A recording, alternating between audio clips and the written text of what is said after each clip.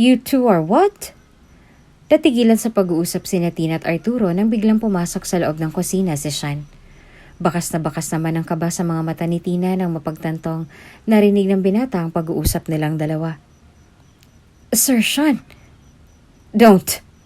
Bulyaw ni Sean sa kanyang driver. Pakiramdam niya ay tila ba pinagkaisahan siya ng dalawa at pinaikot sa palad ng mga ito. Nag-init na ang gilid ng mga mata ni Tina at meron nang nagbabadyang luha mula sa mga ito. Sean, please. You lied to me, Tina. Nanginginig na wika ni Sean habang ramdam na ang paninikip ng dibdib. Paulit-ulit na umiling si Tina at nagsusumamong sumagot sa kanya. Hindi, Sean. Hindi ako nagsinungaling sa'yo. Hayaan ba ako magpaliwanag? You're a liar. Bulyaw pang muli ni Sean bago niya tinalikuran sina Arturo at Tina. Tina! Pagtawag naman ni Arturo sa dalaga. Hindi yun pinansin ni Tina at hinabol niya na si Sean na kumakaripas na sa paglalakad ngayon. Sean, please! Nang mahabol ni Tina si Sean ay agad niya itong hinawakan sa braso. Subalit agad na hinila ni Sean ang braso mula sa dalaga. Hindi na nga naawat pa sa pagluha si Tina. Sean! Nanginginig na sabit pa nito. I can't believe I trusted you. I can't even look at you right now. Hindi makapaniwalang wika ni Sean bago ito tuluyang maglakad papalayo. Habang naiwan naman si Tina na mistulang hinahati sa pera-peraso ang puso.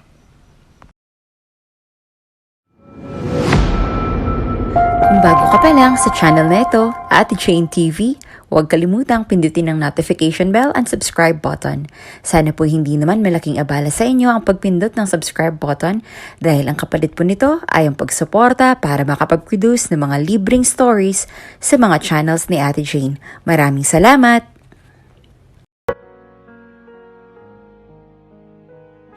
Kasalukuyang nag-iempake si Tina ng kanyang mga gamit. Makalipas ang ilang linggong pagdedesisyon ay napagpasyahan niya ng magtrabaho sa Maynila. Nakahanap na rin naman siya ng oportunidad roon bilang isang personal na katulong ng isang mayamang amo. Hindi na kasi maatim ni Tina ang pagbubunganga sa kanya ni Lucy, ang kanyang madrasta. Sa tuwing na lang kasing siya ay lalabas mula sa kanyang kwarto, paulit-ulit na lamang niyang naririnig ang matinding panunuya nito.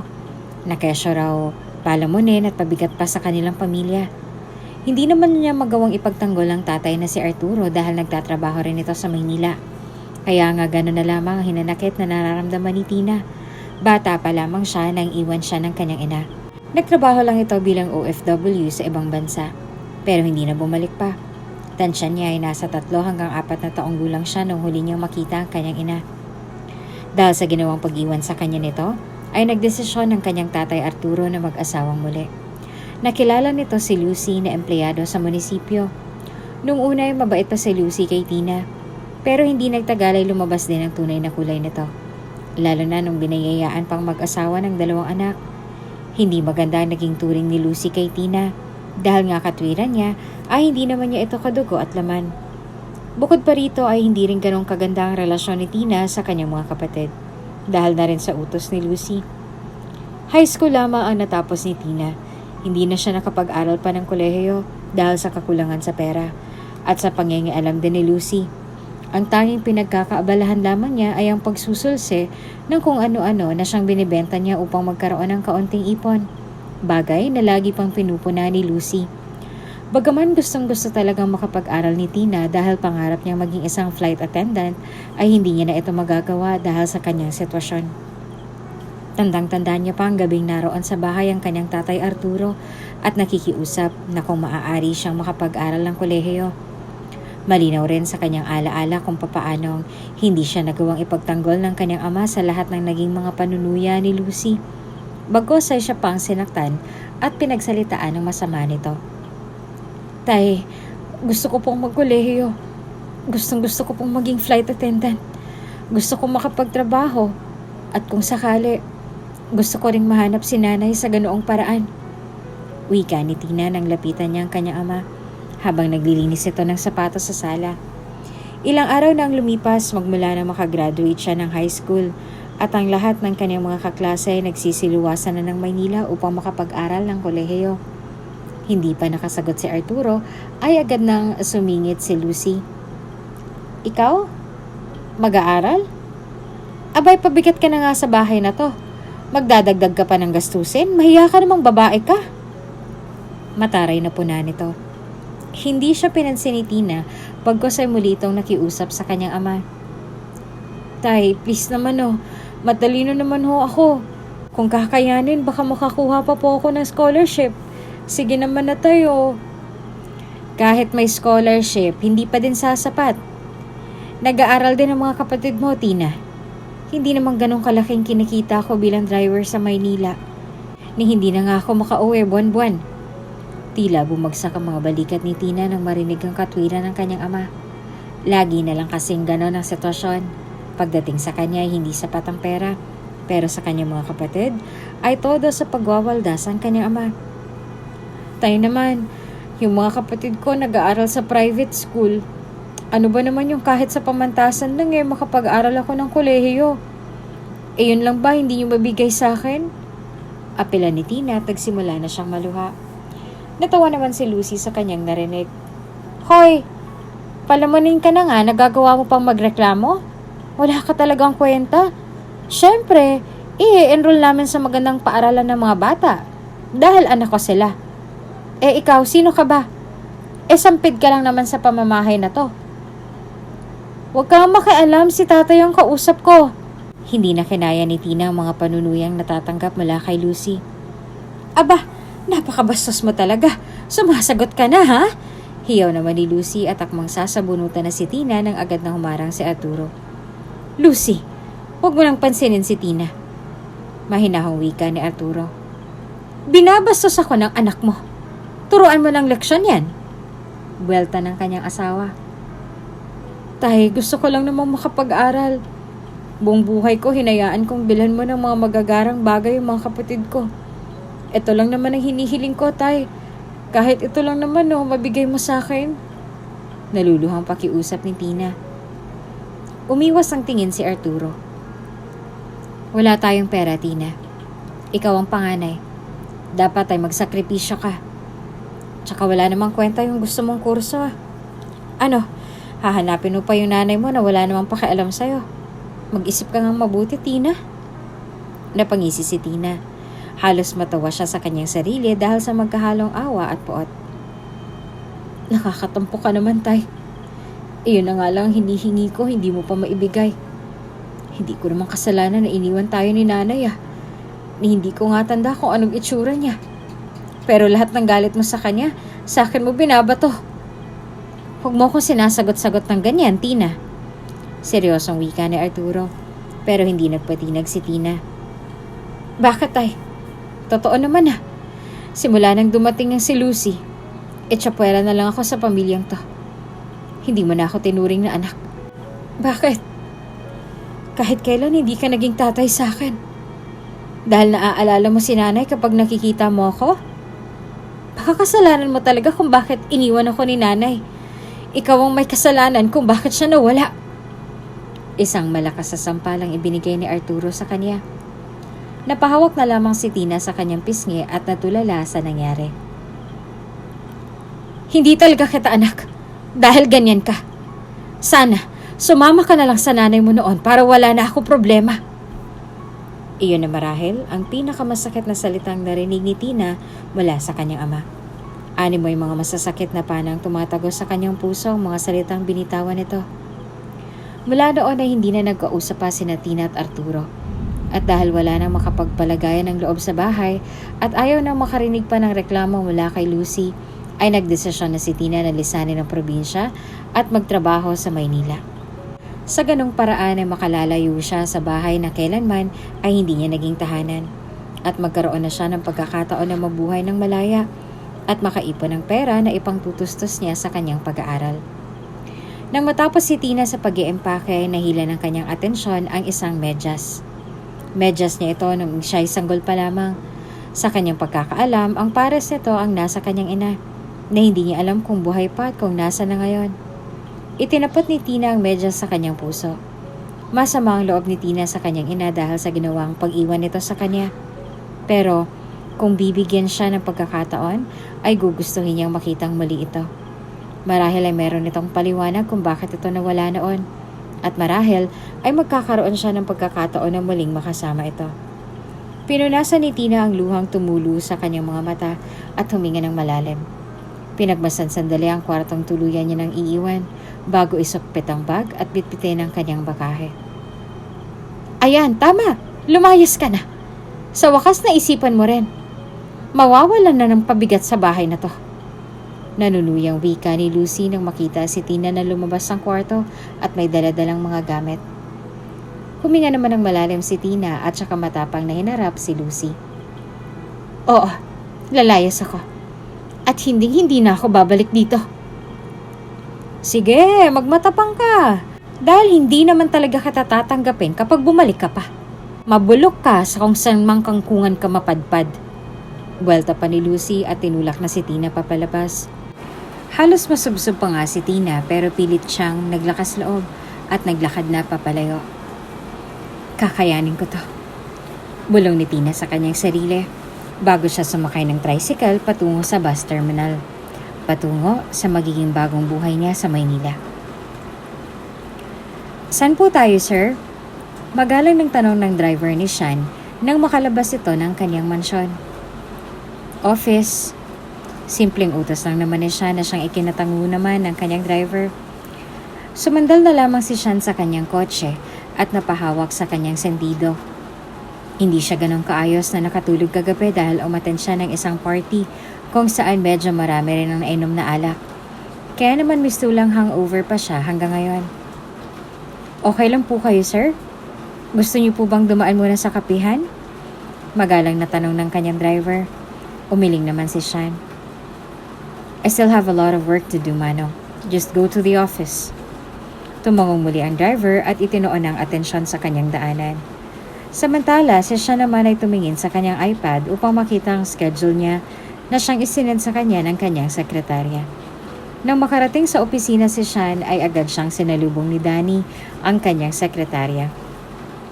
Good morning, sir. Here's your coffee. Wika nito sabay abot ng isang tasa ng mainit na kape kay Sean. Naupo na si Sean sa kanyang opisina at hinigop ang kape. Nagsimula namang maglista si Danny ng mga schedule sa kanya. Hindi pa nakakapagsimula sa pagtatrabaho si Sean ay para bang sinasakitan na siya ng kanyang ulo. Siya kasi ang CEO ng kumpanya kaya naman bukod sa napakarami niyang trabaho ay hindi rin masukat ang pressure na kanyang nararamdaman. Retired na ang kanyang mga magulang at naninirahan ng mga ito sa ibang bansa. Siya at ang bunsong kapatid lamang niya na si Stephen ang nasa Pilipinas. High school na si Stephen at hinuhubog na rin niya ito para makapagtrabaho sa kanilang kumpanya. And sir, ngayon na rin daw po pala darating sa mansyon niyo yung magiging personal maid ninyo, according sa agency. Dagdag na wika pa ni Danny. Tumango naman si Sean. Did you background check her? Nasiguro niyo ba na wala siyang kamag-anak na nagtatrabaho dito? Ikinatango naman ni Danny ito. Yes sir, all is good. And na-clear na namin siya to work. I advised Manang Presi to orient her once na makarating siya sa mansyon. Okay. I'm sure Manang Presi can handle whoever that is. Is that all? Paglingon pa ni Sean bago muling tumango si Danny at tuluyan ang lumabas ng kanyang opisina. Napaunat na lamang si Sean habang nakatingin sa sandamakmak na mga papeles na kailangan niyang basahin at permahan. Kung hindi lang niya mahal ang kanyang kumpanya, hindi naman siya magpapakalunod rito. Nagsimula na sa pagtatrabaho si Sean nang biglang tumunog ang kanyang telepono. Kinuha niya ito at nabasa ang text message mula sa isang babae. Hey baby, I can't wait to see you later in bed. Pagbasa nito sa text. Galing iyon kay Patrice, ang kanyang girlfriend. Hindi naman niya talaga ito niligawan. Si Patrice lamang ang nagdeklara na magkasintahan na sila. Hindi naman sa kumibo pa si Sean dahil bukod sa sexy at maganda si Patrice, ay nabibigyan siya nito ng gabi-gabing kasiyahan. Subalit sa katunayan, kailanman ay hindi pa nakakapasok sa isang seryosong relasyon si Sean. Pakiramdam kasi niya ay mas mainam kung tulad ng pagmamahala ng kanyang ama't ina ang kanyang tutularan. At wala pang babaeng talagang nakakabihag ng kanyang puso. Pagkos ay puro tawag ng laman lamang ang mga ito para sa kanya. Hapon na nang makarating si Tina sa mansyon na kanyang papasukan. Bukang-buka pa ang kanyang bibig sa labis ng pagkamangha habang iginagalang mga mata sa napakagarang mansyon. At nang makapasok nga siya ay mas lalo lamang siyang namangha sa bawat disenyo at palamuti ng mansyon na yon. Ikaw si Tina, hindi ba? Halika, pasok ka. Salubong na wika sa kanya ni Manang Presi, ang mayordoma ng mansyon na siyang mag-o-orient sa kanya. Magandang umaga po. Magalang na bati naman ni Tina sa matanda. Pumasok na sila sa loob ng mansyon at iginiya naman siya ni Manang Presi patungo sa maid's quarters na kanyang tutulugan. Yung kwarto ko, yung sa kabila. Ito si Ading. Siya ang kusinera dito sa mansyon. Siya naman ang makakasama mo dito sa kwarto. Pakilala ni Manang Presi. Malaki rin ang kwarto kahit pa double deck lamang ang kama na narito. Magandang umaga, Ading. Bati ni Tina sa makakasama. Nginitian naman siya ni Ading at saka tinanguan bago muling ipikit ang mga mata. Siesta kasi niya, pero maya-maya rin ay makakakwentuhan mo siya. Ang kasama ko naman sa kabilang kwarto ay yung isa pang kasambahay. Tumango na si Tina at saka sinundan pa si Manang Presi na iniabot na sa kanya ang uniforme. Nagtataka namang tiningnan ni Tina iyon. Bakit po ibang kulay? Tsaka parang hindi naman po mukhang pangkatulong. Nahihiyang sambit pa nito. Puting polo at pantalon kasi iyon. Personal maid ka kasi ni Sir Sean. Kaya madalas ay mapapasama ka sa kanya sa kung nasan man siya. Lalong kumunot ang noo ni Tina. Ay, ganun po ba? Wala po ba siyang sekretarya? Pag-uusisa pa ni Tina. Napailing naman si Manang Presi. Ay, meron, pero sa opisina lang yon. Ikaw ang kumbagang magiging personal maid at assistant niya. Ah, ganun po. Sige po, Manang. Tumango-tangong sagot na lamang ni Tina. Akala niya kasi ay tulad rin ng ibang katulong ang trabaho niya. Tagalinis ng kwarto at tagaayos ng pangangailangan ng kanyang amo. Iyon pala ay talagang dapat nasa tabi rin siya lagi nito. Nasaan po pala yung magiging amo ko? Nasa trabaho pa po ba? Usisa ni Tina habang sinisipat ang kanyang magiging uniforme. Oo, tumatangong sagot naman ni Manang Presi. CEO kasi yan si Sir. May kapatid nga rin pala si Sir, si Stephen. High school pa lang ang batang yon pero palaging nakakulong sa kwarto dahil dun sa mga online na laro ba yon? Bahagyang natawa naman si Tina. Ah, online games ho. Ganun na talaga mga kabataan ngayon. Pagsingit pa nito. Ay, may mga kapatid ka ba? Tipid lamang na tumango si Tina at nagpaalam na para magpalit ng uniforme. Para bang nawala siyang bigla sa mood nang usisain ni Manang Presi ang personal niyang buhay dahil ayaw niya nang ikwento sa ibang tungkol sa mapait na parte ng buhay niyang yon. Ay nga pala, pagkatapos mong magbihis, pakilabas naman itong mga basura. Yung malaking basurahan doon sa may gilid ng parking ang tapunan. Bilin pa ni Manang Presi bago magtungo sa kanyang kwarto upang siya naman ang magsyesta. Nagbihis na nga si Tina at inayos pa ng kaunti ang kanyang tutuluyang kwarto. Inilagay sa katabing mesa ang poon at rosaryo na kanyang daladala at nagsambit muna ng maikling dasal upang humingi ng gabay sa kanyang magiging bagong trabaho. Nang masiguro ni Tina na maayos na ang kanyang mga gamit, ay maingat na siyang lumabas ng kwarto. Nang sa ganon ay hindi magising si Ading. Nagtungo na siya sa kusina at isa-isang isinupot sa trash bag ang mga supot ng basura. Pagkatapos ay binitbit niya na ito patungo sa trash can na tinutukoy ni Manang Presi. Nang maitapon ang mga basura ay nagpagpag na ng kamay si Tina. Hanggang sa mapako ang tingin niya sa isang kwarto na nasa may parking. Napakunot ng noo si Tina nang makita ang kwarto. Mukhang maliit lamang ito mula sa labas. Bakit naman magkakaroon ng kwarto sa labas? Nagtatakang ani ni Tina sa kanyang sarili. Ipinagkibit balikat na lamang niya iyon. Baka tambakan lang nila to. Sambit na lamang niya at saka bumalik na sa loob upang makapagpahinga muna at sanayin ang sarili roon upang hindi siya mamahay. Hay, Arturo, kung alam mo lang ang sayang nararamdaman ko at wala na yung pabigat mong anak. Wika ni Lucy habang kausap si Arturo sa kanyang telepono. Natigilan naman si Arturo at napasandal sa kinauupuan. Ano ka mo? Si Tina, lumayas na rito sa wakas. Nasa Maynila na para magtrabaho. Di ba't ayun naman talagang dapat niyang gawin? Halos mapasapo naman si Arturo sa kanyang noo.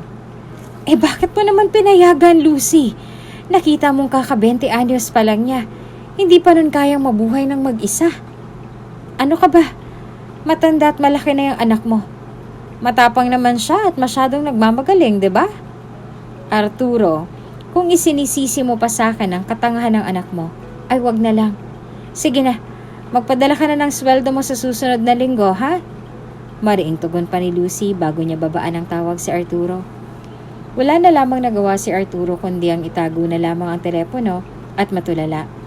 Alam niyang napakarami niyang pagkukulang bilang ama. Subalit hindi naman niya alam kung papaano niya maiaayos ang lahat at makababawi dito. Lalo na't malayo na talaga ang loob sa kanya ni Tina. Maya-maya pa ay napabalik sa ulirat si Arturo nang bumukas ang pinto ng kotse at pumasok doon ang among si Sean na tumatawa pa kasamang isang babaeng hapit na hapit ang kasuotan. "Take us to the hotel, Manong," utos ni Sean bago siya nakawa ng halik ni Patrice. Napaiwas na lamang ng tingin si Arturo at nagsimula na magmaneho. Itinoon na lamang niyang atensyon sa daan kaysa pakinggan ang bawat paghalinghing ng dalagang kasama ng kanyang amo. Iniisip na lamang niya na sana ay wag humantong ang kanyang panganay na anak sa ganoong kalagayan. Ay yung tipong ipinagdidiinan ng sarili sa isang lalaki na wala namang interes sa kanya bukod sa makapiling ito sa kama. "Go home, Manong. I'll just call you if I need a ride." Utos pang muli ni Sean bago bumaba ng kotse at magtungo sa hotel room na inireserba para sa kanilang dalawa ni Patrice. Bago umuwi ay kumain muna ng pare si Arturo sa isang gilid. Pagkatapos ay nagmaneho na siya papauwi at ipinarada ang kotse sa parking bago pumasok sa kanyang maliit na kwarto. Dahil sa sobrang pagod ay nahiga na lamang si Arturo sa kanyang kama. Ipipikit na sana niya ang kanyang mga mata nang mahagip nito ang isang larawan ng batang babae na nakapaskil sa kanyang dingding. Larawan niyo ni Tina nung siya'y musmus pa lamang. Nakangiti ito at walang kaide-ideya na hindi na sila binalikan pa ng kanyang ina. Hinawakan ni Arturo iyon at nakaramdam pa ng labis na lungkot. Wala na kasi ang batang babae na iyon. Hindi niya na nasilayan pa ang magiliw nitong ngiti dahil malayo na talaga ang loob ni Tina sa kanya. Alam niyang masama na mas pinapaboran niya ang mga desisyon ni Lucy, pero wala naman siya magagawa dahil si Lucy ang dahilan kung bakit kahit papaano ay nakaahon-ahon sila sa buhay. Napakasakit kay Arturo ang maiwan ng dating kinakasama na siyang nanay ni Tina. Hindi sila kasal nito kaya wala na rin siyang habol. Namasukan lamang ito bilang OFW dahil kahit papaano ay nakapagtapos ito ng kolehiyo, pero hindi na ito bumalik pa sa Pilipinas. Sinubukan niyang tawagan ito at hanapin sa embahada ng bansa pero wala na siyang naging balita pa ukol dito. Hinala niya ay merong lalaking nakilala ang dating asawa roon at hindi na sila inintindi pa. Kaya gano'n na lamang kalala ang magkahalong lungkot at galit na nararamdaman niya nang lisanin ng dating probinsya at lumipat ang tinitirhan. Kasama ang bata nilang anak. At alam din ni Arturo na napakasama ng loob sa kanya ng kanyang anak. Sinusubukan naman niyang maging mabuting ama rito, pero masyadong malayo ang loob ni Tina sa kanya. Balang araw, maiintindihan mo rin ang lahat, anak ko. Bulong ni Arturo sa sarili bago niya patayin ang ilaw at ipikit ang kanyang mga mata upang makapagpahinga na ng maayos bago muling magtrabaho para sa mayaman niyang boss. Kinaumagahan ay maagang gumising si Tina at naligo. Nagpalit na rin siya ng kanyang uniforme at nagluto ng almusal para sa kanyang amo. "Grab nga ang nagatid yan kay Sir kagabi. Lasing na lasing yata. Mukhang nakipaglandian na naman." Hirit ni Manang Presi na siyang ikinatawa na lamang ni Tina. Nagkibit balikat na lamang siya at nagtungo sa kanyang dining kung saan nakaupo na roon si Sean na hinihilot pa ang kanyang sentido. Katabi nito ang isang lalaking mas bata sa kanya at naka-uniforme rin ang pang high school. "Good morning, Manang!" Masiglang wika ni Stephen. Inihain na nilang dalawa ni Tina ang almusal at nanatili lamang na nakatayo si Tina sa gilid ng kanyang amo. Umangat naman ang tingin ni Sean at halos mapanganga na lamang si Tina nang madiskubre kung gaano kagwapo at kakisig ang kanyang magiging amo. "Ay, ang gwapo. Hindi naman ako sinabihan ni Manang na ganito pala kagwapo tong si Sir Sean," sabi ni Tina sa kanyang sarili. Napabalik na lamang siya sa kanyang ulirat nang tawagin ni Sean ang kanyang atensyon. "You must be Tina." Yes sir, ako nga po. Good morning po." Sunod-sunod na sagot naman ni Tina. Tumango naman si Sean at ininom na ang kanyang kape. Naghintay lamang si Tina ng mga iuutos sa kanya ni Sean. Eat your breakfast quickly, late ka na. Utos ni Sean sa kapatid. How about you? Why aren't you touching your breakfast? I'm not going to work. I'm too hungover. Renteng sagot ni Sean at saka muling napahawak sa kanyang sentido. Right. Of course, that crazy girlfriend of yours got you drunk. Pailing-iling pa na sagot ni Stephen. She's not my girlfriend. Iritableng tugon naman ni Sean. Yeah, she better not be. I don't like her. Sagot naman ni Stephen at tumayo na upang pumasok. Naiwan naman si Sean na nakaupo habang nasa gilid lamang si Tina na namamangha pa dahil puro Ingles lamang ang salitang sinasabi nila. Pero mas labang sa kanya ang kuryosidad nang malamang may girlfriend pala ang amo. Sayang naman may girlfriend. Bulong pa ni Tina. Are you saying something? Tanong pa ni Sean, dahilan upang agad na umiling si Tina. Ay wala po. Ang tanong ko lang ay kung may kailangan pa po kayo. Umiling si Sean. I'll be in my room. I'll call you if I need anything. Go back to the kitchen now and help Manang. Utos pa nito. Tumango naman si Tina at saka tumalikod na. Dahilan upang mapasadahan ni siya ng tingin ang hubog ng katawan ng dalaga. Hindi niya maiwasang titigan ito ng kaunti dahil medyo malaki ang dibdib ni Tina at maganda rin ang kote ng balakang at bewang nito. Napailing na lamang si Sean sa kanyang mga naisip. That's your maid, Sean. Aniya sa kanyang sarili at nagtungo na sa kanyang kwarto upang magpahinga dahil sa sobrang kalasingan. Talaga po? Tanong ni Tina kay Manang Presi habang nagkukwento ito. Nagluluto sila ng mushroom soup na siyang nirequest ni Sean na dalhin sa kanyang kwarto dahil masakit pa rin ang kanyang ulo. Tumangutango naman si Manang Presi. Ay, oo, kaya nga trauma yang si Sean dahil sa pangyayaring yon. Magkapatid pala yung yaya nilang dalawa ni Stephen at ninakawan pa yung mga magulang nila. Akala ng dalawa ay maayos talaga ang yaya nila, kaya malungkot din sila sa nangyari. Napatango lamang si Tina. May ganun po palang pangyayari dito?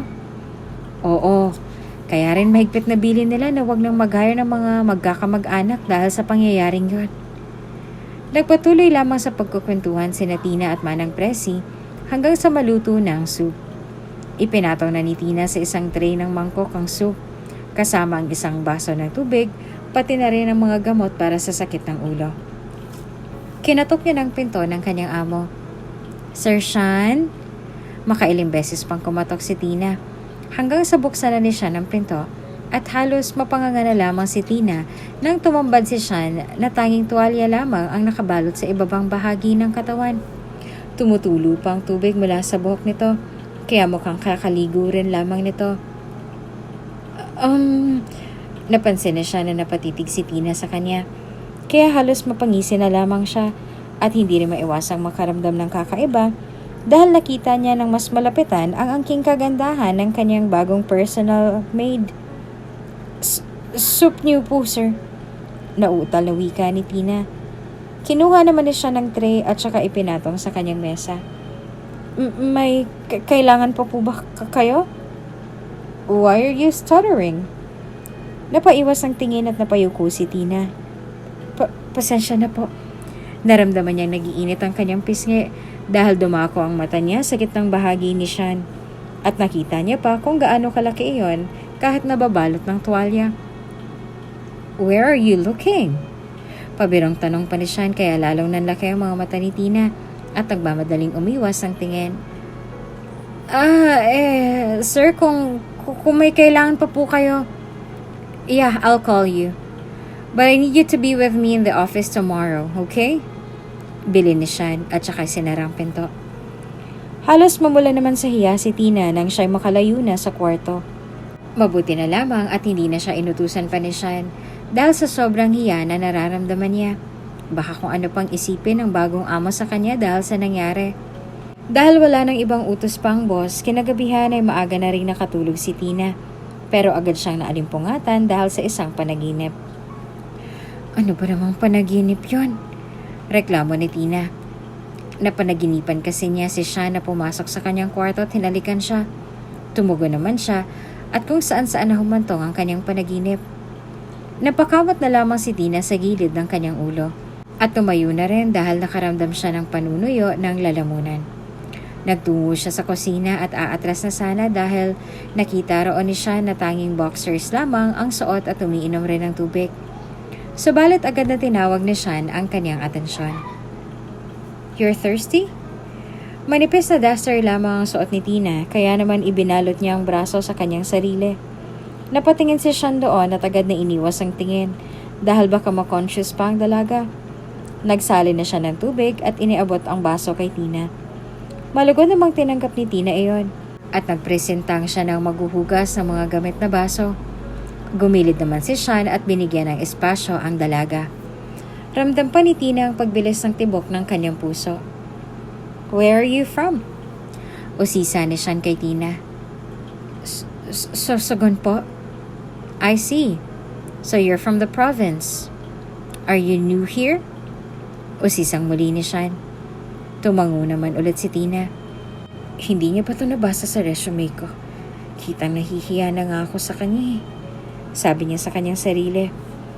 Naramdaman naman ni Sean na mukhang nahihiya pa si Tina sa kanya, kaya naman nagpaalam na siya sa dalaga at muli na lang itong pinaalalahanan ukol sa kanyang trabaho. Nung una ay may kasungitan pa si Sean, pero hindi nagtagal ay bumait na rin ito kay Tina. Hindi rin niya alam kung bakit pero napakagaan ang loob niya sa dalaga. Natutuwa siya sa tuwing kasama ito at umaabot pa nga sa punto na hindi niya na inaalala pa si Patrice. "Tapon mo na yung basura, Ineng," utos naman ng Presi. Agad namang kinuha ni Tina ang malaking trash bag at binuhat papalabas. Nang maitapon niyang basura ay natigilan na lamang siya nang makita kung sino ang papasok sana sa kwarto ng driver. "Tay?" Napalingon si Arturo at maski siya'y natigilan at natulala rin nang makita ang kanyang anak. Nagmamadali siyang lumapit dito at saka bumulong. "Anong ginagawa mo rito?" "Dito ako nagtatrabaho. Personal maid ako rito." Halos mapasapo na lamang si Arturo sa kanyang noo nang mapagtantong pareho sila ng pinapasukan ng kanyang anak. "Matatanggal tayo nito," kinakabahang wika ni Arturo. Halos matawa na lamang si Tina nang mapagtantong mas nag-aalala ang ama sa kanilang trabaho kesa sa kanilang relasyon. "Okay lang ho. Hindi naman natin sasabihin na magtatay tayo. Okay lang naman yan sa inyo, no, Tay? Hindi naman ho anak ang turing niyo sa akin." Kumunot ang noo ni Arturo. "Anong? Sige ho, Manong. Balik na ho ako sa trabaho."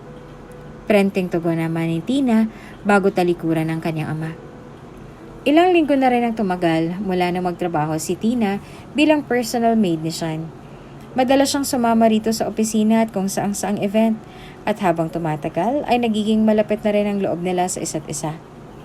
Magaan ang pagsasama ni Sean at Tina. Mabait kasi si Sean at ramdam ni Tina na hindi lamang hamak na katulong ang tingin sa kanya ni Sean. Gayunpaman ay madalas pa rin kabahan si Tina sa tuwing nagkakadaupang palad sila ng kanyang ama. Pero nagkukunwari na lamang sila na hindi sila magkakilala upang hindi mahalata ni Sean iyon at pareho pa silang mawala ng trabaho. Isang araw ay merong dumating na bisita sa mansyon ni Sean.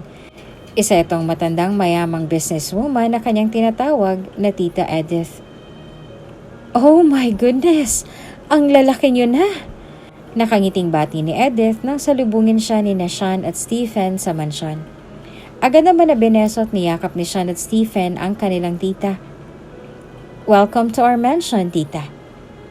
"Hi, I wish I could bring your parents with me pero masyadong busy sa retirement. Nag-open kasi ako ng kumpanya rito kaya naisipan kong bisitahin na rin." Dumako ang tingin ni Edith kay Tina na tahimik lamang na nakatayo sa gilid. Tinitigan niya pa na mabuti ang dalaga na para bang kinikilala ito. "Who is she?" Napalingon naman si Sean kay Tina. She's a friend," pagpapakilala ni Sean. Nagulat naman si Tina nang ipakilala siya ni Sean bilang kaibigan at hindi bilang isang katulong. "Hello, Iha." Nakangiting bati naman ni Edith kay Tina na siyang ikinangiti nito. Dumiretso pa sila sa dining at inalok pa ni Edith si Tina na saluhan sila sa pagkain.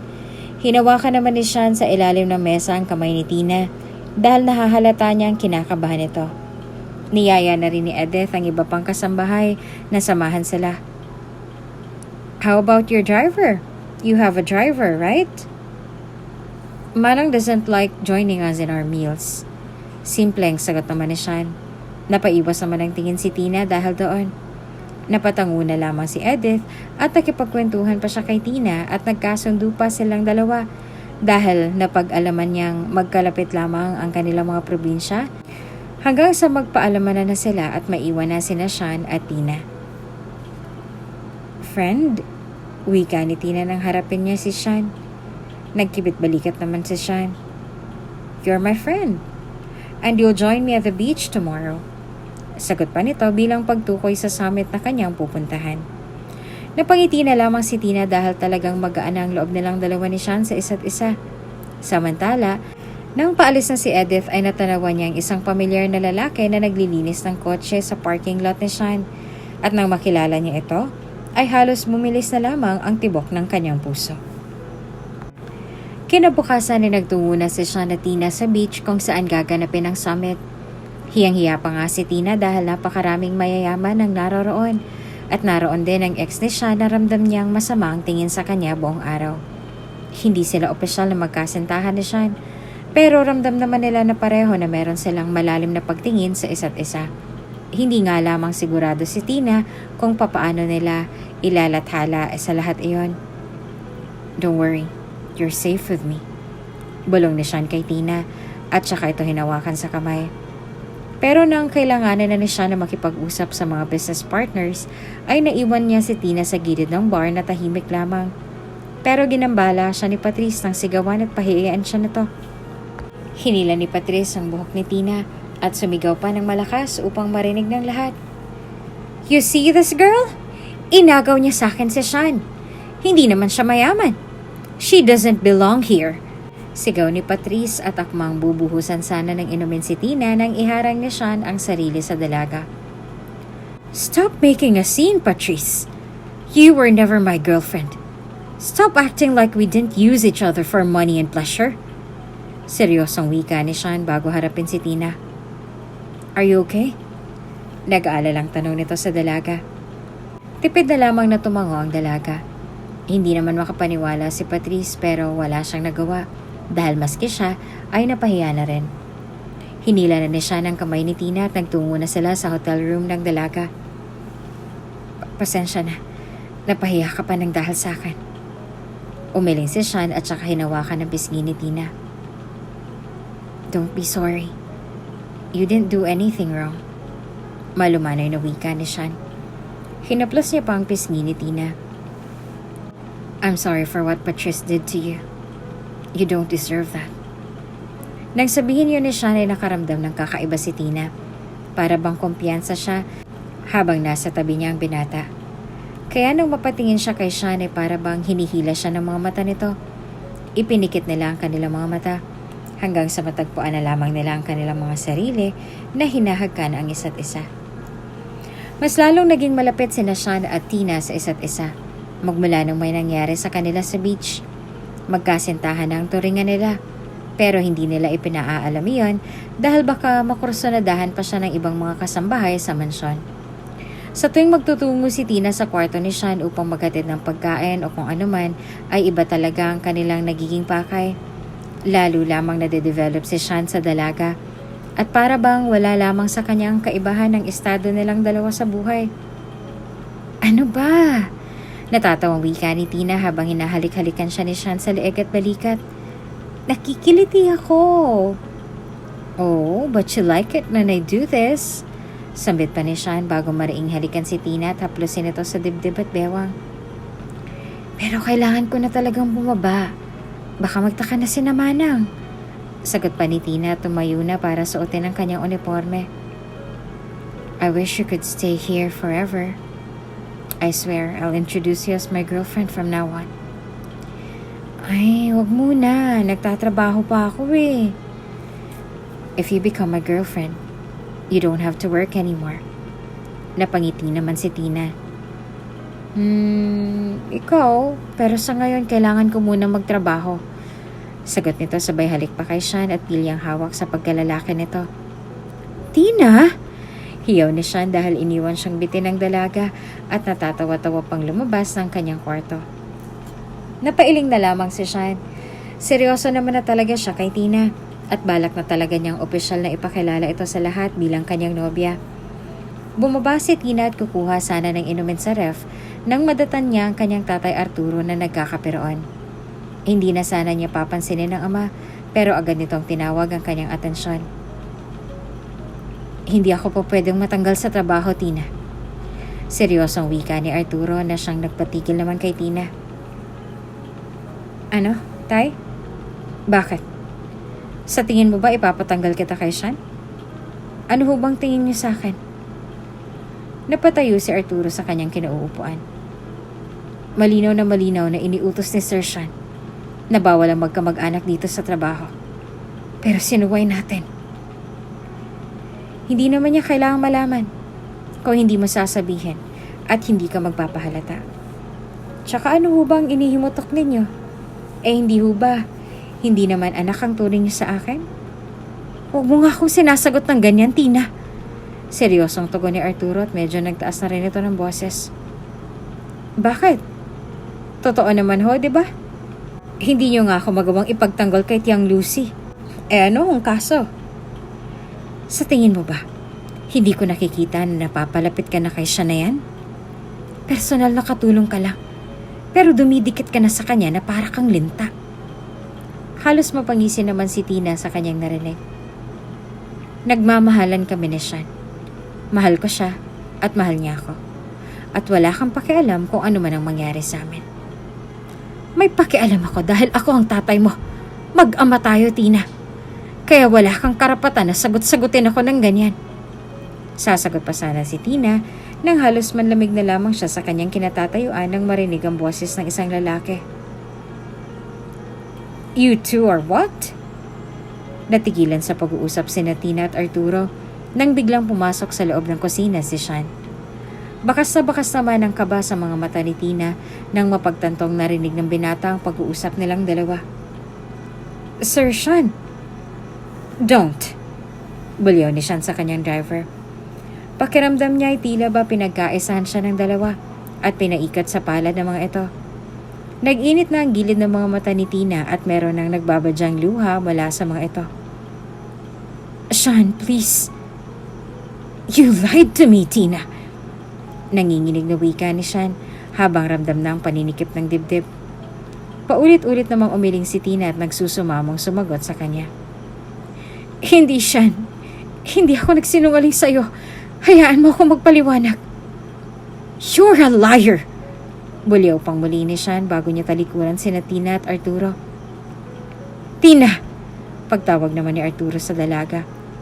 Hindi yan pinansin ni Tina at hinabol niya na si Sean na kumaripas na ng paglalakad ngayon. Sean, please! Nang mahabol ni Tina si Sean ay agad niya itong hinawakan sa braso. Subalit agad na hinila ni Sean ang braso mula sa dalaga. Hindi na nga naawat pa sa pagluha si Tina. Sean! Nanginginig na sambit pa nito. I can't believe I trusted you. I can't even look at you right now. Hindi makapaniwalang wika ni Sean bago ito tuluyang maglakad papalayo. Habang naiwan naman si Tina na mistulang hinati sa pira-piraso ang puso. Nang malaman ni Edith na tinanggal ni Sean si Tina sa trabaho ay nagdesisyon na siyang kunin ito. Sa hindi maipaliwanag na dahilan ay malakas talagang lukso ng dugo na nararamdaman ni Edith para sa dalaga. Kaya naman nang maalok niya ng trabaho ang dalaga ay siniguro niyang mapapalapit siya rito upang makuha ang isang bagay na makakasagot sa lahat ng katanungan niya. Madam Edith, mayroon pong dumating na envelope para sa inyo. Wika ng caregiver ni Edith. Halos magmadali siya sa pagkuha nito sa kanyang caregiver at nanginginig pa niyang hinawakan iyon. Madam Edith, baka po nag-hysterical kayo, ang puso po ninyo.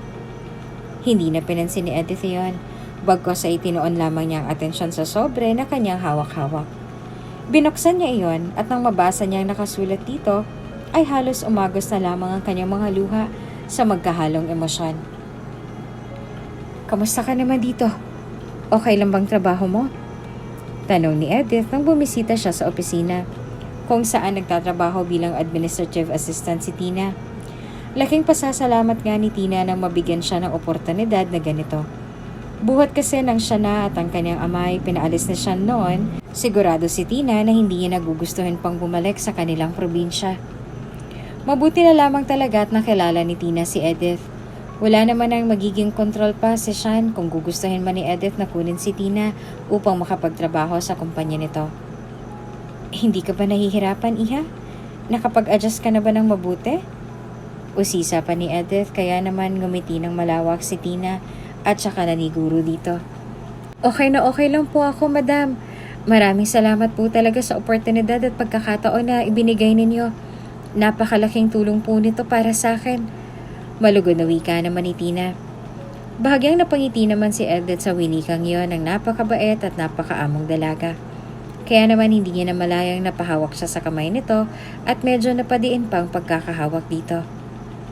I'm so glad you're here, Iha. Natigilan si Edith at wala na sa sariling napatitig kay Tina. Habang si Tina naman ay biglang nabalot ng pagtataka dahil sa sinabing yon ng kanyang amo. Hamak na empleyado lang naman siya nito.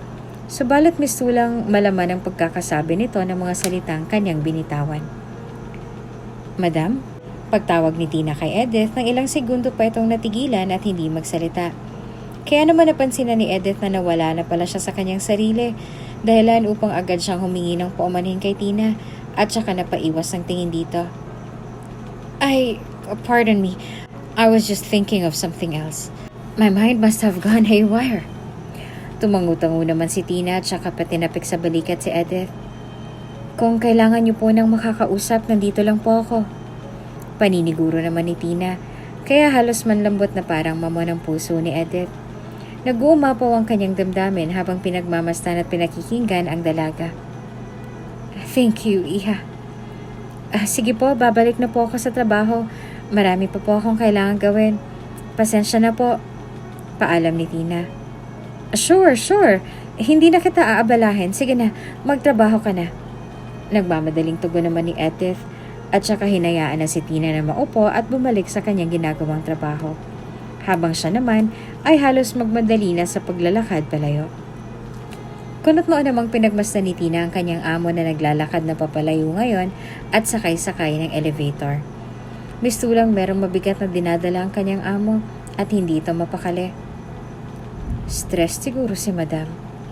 Bulong ni Tina sa kanyang sarili at ipinagkibit-balikat na lamang ang pagtatagpong yon bago muling ituon ang atensyon sa mga permits na inaasikaso.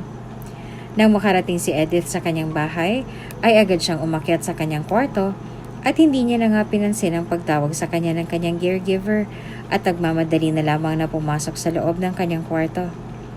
Pagkapasok niya ay agad siyang napaupo at napahawak sa kanyang naninikip na dibdib. At isa-isa na namang bumuhos ang kanyang mga luha na kanina pa niya pilit na pinipigilan. Halos sumagulhol na si Edith at hindi na magkamayaw pa sa pagluha. Matagal niya nang kinikimkim ang lahat. At ngayon ay mas napapalapit lamang siya kay Tina para bang hindi niya na kaya pang itago ang kanyang nararamdaman. Kinuha ni Edith ang isang kahon na pagkatago-tago niya pa sa kanyang drawer at nanginginig na binuksan niyon at binuklat ang mga lumang larawan at ang pinaka nagpapayak sa kanya ay isang pares ng medyas na maingat niya nang hinawakan at itinapat sa bibig upang mahalikan. Habang pinagmamasdan pa ang larawan ng isang maliit na bata at ang natatanging family picture na meron siya kasama ang dating asawang si Arturo at ang kanilang nag-iisang anak na si Tina. Mistulang isa-isang bumabalik sa alaala ni Edith ang lahat ng pait ng kanyang nakaraan at hindi na nga rin siya maawat pa sa pagluha. Nandito na si tatay! Masayang wika ni Edith habang buhat-buhat ang 2 taong gulang na si Tina at sinasalubong si Arturo na nanggaling sa trabaho nito sa construction sa isang ginagawang gusali sa bayan. Napangiti naman si Arturo nang salubungin siya ng kanyang mag-ina at para bang nawala agad ang kanyang pagod sa maghapon nang mahagkan niya ang asawa at mabuhat ang cute-cute na si Tina. Parang hapong-hapo ka, mahal ah. Puno ng pag-aalala ng wika ni Edith at sinalat pa ang noon ay Arturo. Bugbog lang ang katawan, mahal. Maghapon ako naghalo ng semento at nagbuhat ng kung ano-ano. Nagluto na ako ng uulamin natin, mahal. Sabaw yon para may mahigop ka. Pasensya na't walang kasahog-sahog yun, ha.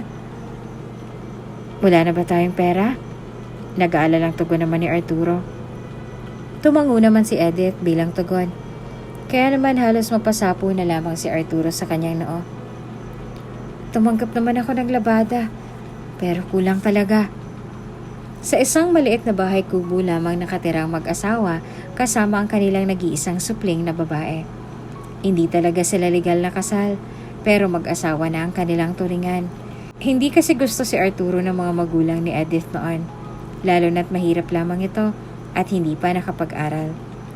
Si Edith naman nag-graduate ng kolehiyo at magtatrabaho na sana bilang isang guro. Subalit siya ay nabuntis naman ng kasintahan na si Arturo. Itinakwil si Edith ng kanyang mga magulang, kaya lumipat silang dalawa ni Arturo sa probinsya, kung saan pilit silang nagsusumikap upang maitaguyod ang nabuong pamilya. Kung ano-anong raket at trabaho ng pinasukan ni Arturo, subalit kapos talaga sila. Malapit na ring matapos ang kanyang kontrata sa construction, kaya namang kinakailangan naman nilang muli na maghigpit ng sinturon.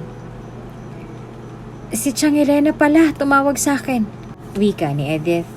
Agad na napatingin si Arturo sa asawa at halos magpintig ang tenga nito nang mapagtanto kung anong tinutukoy ni Edith.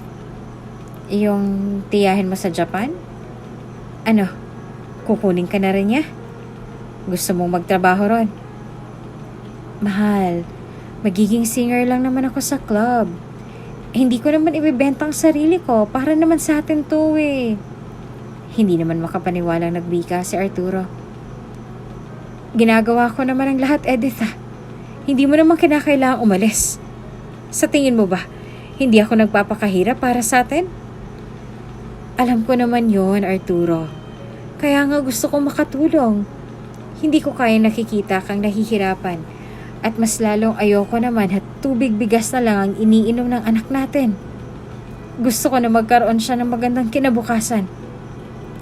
Ibibenta mong sarili mo, ganon. Hiyaw ni Arturo, kaya naman natigilan si Edith at halos bumilis ang tibok ng kanyang puso. Bawiin mo sinabi mo, Arturo. Napaiwas ang tingin si Arturo at saka hinawakan ang kamay ni Edith. Pasensya na, nadala lang ako sa damdamin ko. Magtatrabaho ako para sa atin, Arturo. Para sa pamilya natin. At hindi ko ibebenta ang sarili ko dahil meron akong dangal. Maniwala ka naman sa akin, Arturo. Napayuko si Arturo. Kung ikukumpara naman kasi ay hindi hamak na may mas alam at mas makakayahan talaga si Edith.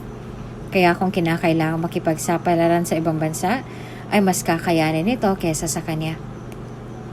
Pero paano kami? Paano kami ng anak mo? Nagsusumamong tanong naman ni Arturo. Hinawakan ni Edith ang mukha ng asawa at saka hinaplos si Tina na ngayon ay umiiyak na dahil sa gutom. Babalik din ako. Kailangan ko lang magtrabaho muna.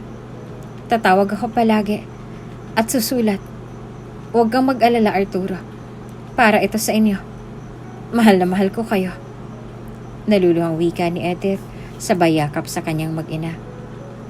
Wala pang 2 buwan ang maayos ng dokumento ni Edith at tuluyan na siyang lumipad patungo sa Japan para magtrabaho bilang isang singer sa isang nightclub doon. Napakapait nga ng paghiwalay nilang tatlo ni Arturo at Tina at napakasakit talaga para kay Edith na maiwan ang kanyang mag-ama. Pero kinakailangan niyang gawin ito dahil para naman ito sa kinabukasan ng kanilang pamilya. Kaya naglakas loob na lamang siya at sinikap na makipagsapalaran sa ibang bansa. Noong una ay tumatawag pa palagi si Edith hanggang sa nakalipas na ang 3.5 taon na bihira na lamang siya kung makatawag. Demanding kasi ang kanyang naging trabaho at inililipat rin siya ng lokasyon, kaya mahirap para sa kanya makatawag kina Arturo. Hanggang sa mabalitaan na lamang ni Arturo mula sa isang kasamahan nitong umuwi sa kanilang probinsya na merong lalaking sumusubok na manligaw kay Edith. Labis na nasaktan si Arturo sa balitang yon, pero mas lumamang ang kanyang galit dahil nagawa pa ni Edith na sumama sa iba at tuluyan silang abandonahin ni Tina. Sa sobrang galit ay lumipat ang kabilang probinsya si Arturo kasama ang musmas na batang si Tina at pinalitan din ang numero upang hindi na matawagan pa ni Edith. Hindi naglaon ay nakilala na rin nito si Lucy na siyang pinakasalan niya at inanakan niya pa ng 2. Labis-lapis ang paghihinagpis ni Edith nang hindi na matawagan pa ang asawa at nang mabalitaang wala na ito sa kanilang probinsya. Gustong-gustong umuwi ni Edith noon, subalit hindi siya pinayagan ng kanyang amo. Totoong maraming sumubok manligaw kay Edith na kanyang mga customer at madalas din kung mahipuan siya ng mga ito dahil sa kanyang trabaho. Pero hindi niya ini-entertain ng mga ito dahil meron siyang asawa at anak. Kaya hindi niya lubos mawari kung bakit nagkaganoon na lamang bigla si Arturo. Kung bakit bigla na lamang siyang lumayo nang wala man lang pasabi. Hanggang sa isang Italianong businessman na kanyang naging customer ay naging kanyang kaibigan. Dito nakatagpo ng saklolo si Edith. Hanggang sa sila ay makapagpalagayan ng loob at hindi kalaunan ay ikasal din. Subalit dahil matanda ng businessman na hindi na sila nagkaanak pa. Nilisan ni Edith ang Japan. Alam ng bagong asawa ang tungkol sa kanyang nakaraan. At handa itong tumulong noon na hanapin ni Edith ang kanyang nawawalang anak. Subalit nagkaroon ng malubhang sakit ang matanda, kaya nanatili na lamang sila sa Italia. Hindi rin nagtagal ay namatay ang asawa ni Edith. At ang lahat ng mga ari-arian at negosyo nito ay ipinamana sa kanya. Na siya namang pinagyabong nito nang sa ganon kung mahanap man niya balang araw si Tina ay maibigay niya ang lahat rito. Doon na rin niya nakilala sina Mr. and Mrs. Ayala na siyang mga magulang naman ni Sean. Naging kaibigan niya ang mag-asawa at naging partners na rin sa negosyo. At nito nga lang ay nagdesisyon si Edith na bumisita sa Pilipinas para lamang talaga sa renewal of vows ng kaibigang mag-asawa. Pero napakarami nang nangyari. Nakaramdam siya ng lukso ng dugo sa isang babaeng kasambahay lang naman ni Sean. Nakita niya mula sa malayo si Arturo na siyang driver pala ni Sean at nagdesisyon siyang kumuha ng DNA test upang malaman ang buong katotohanan.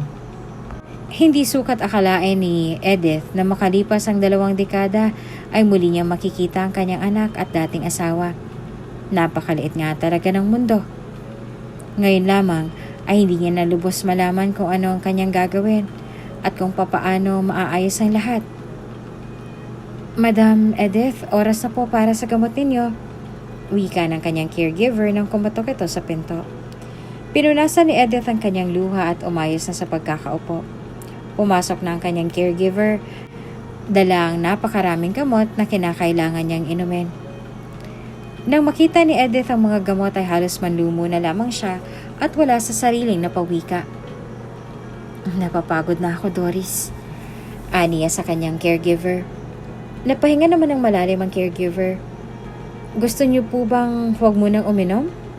Dahan-dahang tumango si Edith, kaya naman iniligpit na ni Doris ang mga gamot at inilalaya na lamang si Edith sa pagkakahiga.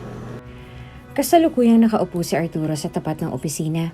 Bumalik siyang muli sa Maynila upang mag-apply bilang company driver sa isang malaking kumpanya. Bagaman matanda na ay umaasa pa rin siya na sana'y matanggap siya sa trabaho. Kesa marinig ang sandamakmak at tuwan-tusawang pagbubunganga sa kanya ni Lucy sa bahay. Isa rin talaga sa mga dahilan kung bakit naisipan ni Arturo na bumalik ng Maynila ay upang makausap ang kanyang anak at magkaayos na silang dalawa.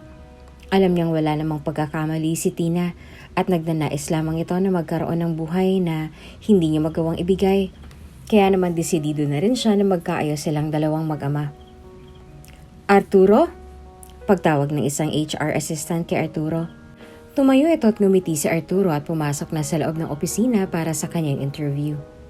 Nag-aalala lang po ako, ma'am, dahil nga medyo matanda na rin ako.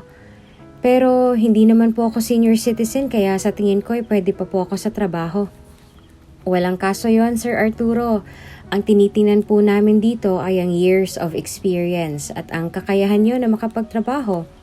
Kailangan din po talaga namin ng mga company drivers. Malaki ang kumpanya ng Gidicelli Properties. Napatango si Arturo at kung ano pang itanong sa kanya ng HR assistant hanggang sa opisyal na siyang mai-hire sa trabaho. Hindi na nga maitago pa ni Arturo ang kanyang saya nang mapagtantong magkakaroon na siyang muli ng trabaho. Maraming salamat po sa pagkakataon. Gagalingan ko po. Nakangiting pangako ni Arturo bago niya kamayan ng HR assistant at lumabas na ng opisina nito. Nang makalabas si Arturo ay sandali pa niyang pinagmasdan ng mga empleyadong nakikita sa loob at halos hindi pa rin makapaniwala na kahit papaano ay natanggap siya bilang driver sa isang malaking kumpanya. Nagsimula na maglakad si Arturo papalabas dahil brief siya ngayon ng head driver. Nang matigilan siya dahil natanaw niya ang isang babaeng nakapustura. Mula sa likod ay halatang kasing edaran niya lamang ito. Wala sa sariling napalapit sa Arturo doon. "Mrs. Gidicelli, the board's ready for you," wika ng isa sa mga staff. "Madam Edith, shall we head upstairs na po?"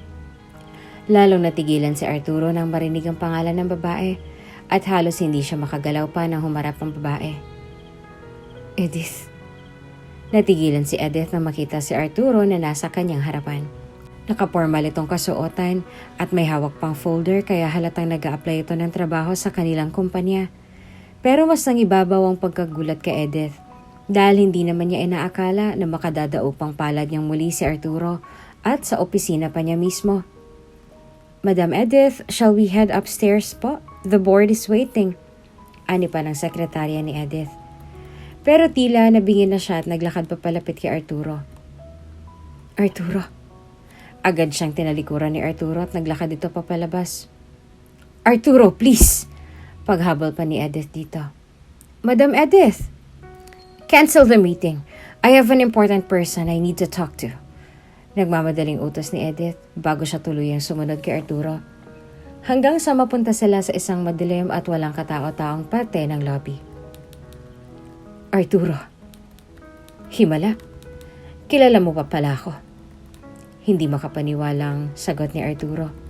Nang harapin niya si Edith, pinagmasdan niya ito mula ulo hanggang paa. Napakalaki na ng pinagbago ni Edith mula nung huli niya itong makita. Posturang-postura na ito at halatang napakayaman na. "Ibang-iba ka na," ani ni Arturo. Agad namang nakaramdam na magkahalong kaba at lungkot si Edith. "Arturo, kung sa bagay, 2 dekada rin naman simula nung abandonahin mo kami ng anak mo." Nakangising wika ni Arturo dahilan upang halos mag-init ang gilid ng mga mata ni Edith. Tanda nang nagbabadya niyang pagluha. "Arturo, hindi ko kayo inabandona ni Tina." Lalong napangisi si Arturo. "Hindi mo kami inabandona? Tinawag ka ng isang babae na Mrs. Gidicelli. Ikinasal ka sa iba, Edith. Hindi ka bumalik ng Pilipinas. Iyon bang tinatawag mong hindi pag-aabandona? Hinayaan mo kami ng anak mo. Bigla na lang kayong nawala, Arturo. Ni hindi mo na sinagot ang mga tawag ko. At nabalitaan ko na lang na umalis kayo ng probinsya at lumipat sa kung saan. Wala na ako nabalitaan. Sinubukan ko kayong hanapin, Arturo." "Sinubukan? Hindi ka sumubok, Edith. Dahil kung talagang sinubukan mo, hindi tayo hahantong sa ganito. Ang aminin mo, busy kang makipaglandian sa mga naging customer mo sa bar. Nandun ka at ibinabalandra mo ang sarili mo sa kanila. Habang ang sarili mong anak, walang ina." Hindi napigilan ni Edith na sampalin si Arturo nang marinig ang mga sinambit nito. "Hanggang ngayon ba ganyan pa rin ang tingin mo sa akin? Halos magdildil ako ng asin sa Japan, Arturo. Ubus na ako sa pangungulila pero pinilit kong magpakatatag. Mabigyan lang ng magandang buhay ang pamilya natin. Para sa inyo at kay Tina ang lahat ng ginawa ko." Huli ng lahat, Edith. Pagduduro ni Arturo kay Edith at hindi na rin mapigilan pa ang pagbuhos ng mga luha. "Alam mo ba kung gaano kahirap mabuhay ng walang kaide-ideya? Kung kamusta ng asawa ko? Kung may mga lalaki bang nambabastos sa kanya sa trabaho? Nasa tuwi na lang na umiiyak si Tina at sumisigaw ng nanay, wala ka? Ha? Sa tingin mo ba, hindi ako nahirapan, Arturo? Hirap na hirap ako. Wala akong karamay sa Japan. At wala akong kaalam-alam kung nasa ng anak ko o kung buhay pa siya. Hindi ako naniniwala sa'yo, Edith. Hindi ako naniniwala sa'yo." Bulyaw pa ni Arturo na siyang lalo lamang nagpaluha kay Edith. "Ano ba yan? Late na ako. Patay tayo." Kinakabahang wika ni Tina sa kanyang sarili habang nakasakay sa jeep. Late kasi siya nagising at hindi naman niya inakalang napakalala ng traffic ngayon. Kaya naman halos magkumahog na siya nang makababa siya ng jeep at tumakbo patungo sa kanilang building.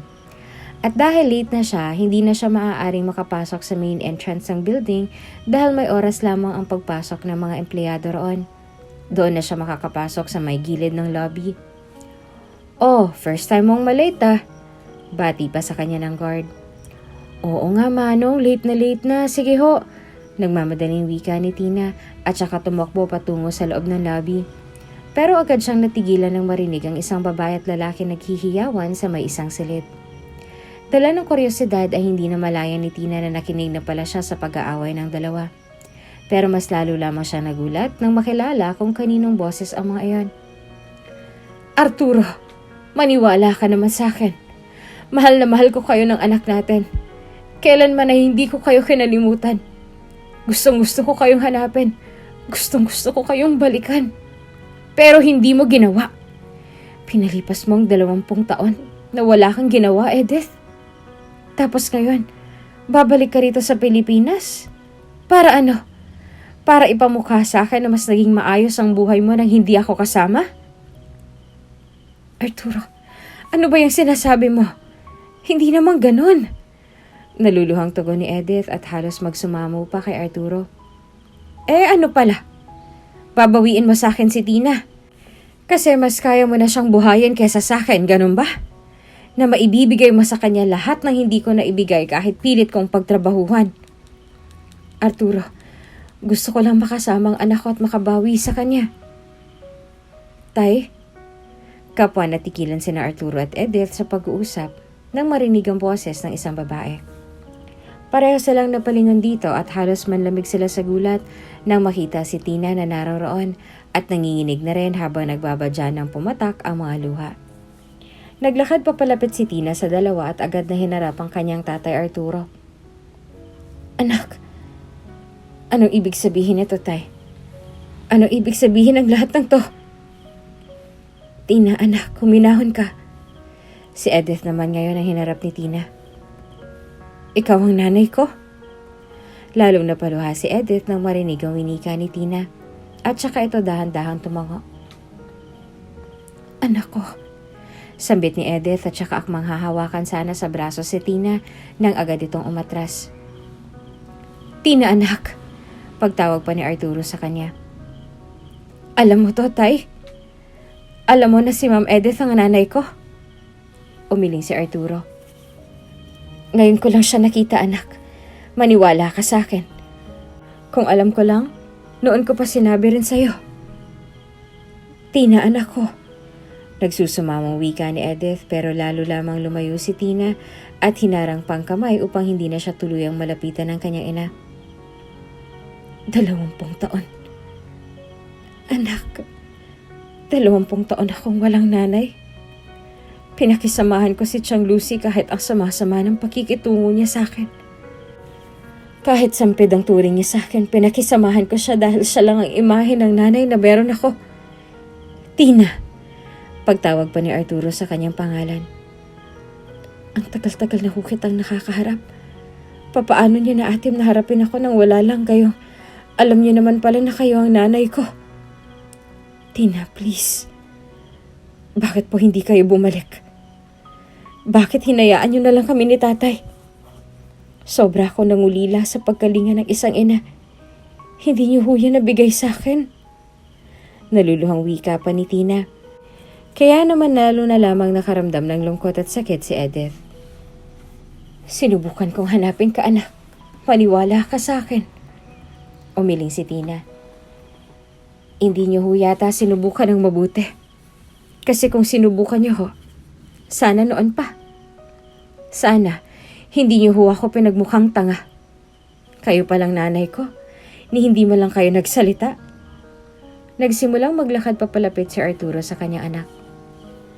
"Halika na, anak." Lumayo si Tina mula sa kanyang tatay Arturo. "Hindi rin, tay." Wika ni Tina at halos mabasag pa ang kanyang boses. Mistulang kumirot naman ang puso ni Arturo sa ginawang paglayo sa kanya ng kanyang anak. "Tina, anak naman. Sa akin yung iba to ang galit niyo kay nanay. Wala naman akong kaalam-alam sa lahat. Parang ako rin ang may kasalanan kung bakit kayo natanggal sa trabaho. Sa akin niyo ho isinisi ang mga bagay na wala naman akong kontrol. Naluluhang sambit ni Tina. Hindi naman ako nagreklamo, Tay. Gusto ko lang naman makapag-aral nun. Gusto ko lang namang patunayan sa'yo na kaya ko rin. Na kaya ko rin namang bumuo ng pangalan para sa sarili ko. At maging proud ka sa akin. Tina, anak. Pilit na pinunasan ni Tina ang kanyang mga luha. Subalit patuloy lamang sa pagtulo ang mga iyon at hindi niya na mapigilan pa ang mga ito. Tina, I will make it up to you. Bahagyang natawa si Tina. Kaya niyo ho ba ako binigyan ng trabaho rito? Dahil kayo ang boss dito?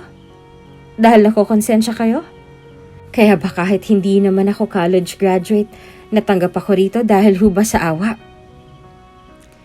You deserve a better life, anak. Kaya ko na siyang maibigay ngayon sa'yo. Ani ni Edith na ngayon ay nagsusuma muna sa anak na sana ibigyan siya nito ng isa pang pagkakataon. Eddie, may intensyon ka nga! Galit na singit na Arturo. Dahilan upang mapalingan sa kanya si Edith at Tina. Kukunin mo ang anak ko, ganun ba? Kukunin mo siya at dadalhin sa kung saan mang lugar para ilayo sa akin. Para ano? Para ipamukha na naman sa akin na kahit kailan ay wala akong kwentang ama? Tay! Arturo! Sabay na wika ni Edith at Tina. Dahilan upang lalong bumuhos ang mga luha ni Arturo. Kaya ko namang bumawi sa'yo, anak. Hayaan mo akong bumawi sa lahat ng naging pagkukulang ko. Lalo tuloy na paluha si Tina nang marinig ang winikang yon ng kanyang ama. Parang napakatagal na panahon na rin mula nang tawagin siya nito bilang kanyang anak. Hindi ko dadalhin si Tina sa ibang bansa, Arturo. Wika ni Edith. Hindi rin naman ho ako sasama. Kaya ko mabuhay na mag-isa. Hindi kita dadalhin sa ibang bansa dahil hindi naman ako babalik doon. Pagpapatuloy pa ni Edith. Hindi ka babalik? Anong gagawin mo rito? Hindi pa ba sapat na ginambala mo ng buhay namin? Reklamo ni Arturo. Nauunawaan ni Edith na hindi basta-basta mabubura ang galit na nararamdaman sa kanya ng kanyang mag-ama. Pero alam niyang kailangan niya nang makabawi sa mga ito dahil kalaban niya ang oras at ang kanyang kalusugan. Kung kinakailangan niyang lumuhod at magmakaawa sa harap ng kanyang mag-ama upang mapatawad lang siya nito, ay gagawin niya bago pa siya maubusan ng oras at bago pa mahuli ang lahat. Hindi na ako babalik ng Italia. Dahil kaya ako pumunta rito ay para hanapin kayo at magkaroon ako ng pagkakataon na makapagpaliwanag bago pa man mahuli ang lahat. Kumunot ang noon ni Tina at Arturo at kapwa na balot sila ng pagtataka. Napaluhang muli si Edith at halos manikip pa ang kanyang dibdib. Anong ibig mo sabihin, Edith? Humingay ng malalim si Edith at saka naglakas loob na magsalita. May cancer ako. Terminal stage. Mamamatay na rin ako. Kaya nakikiusap ako ngayon sa inyo.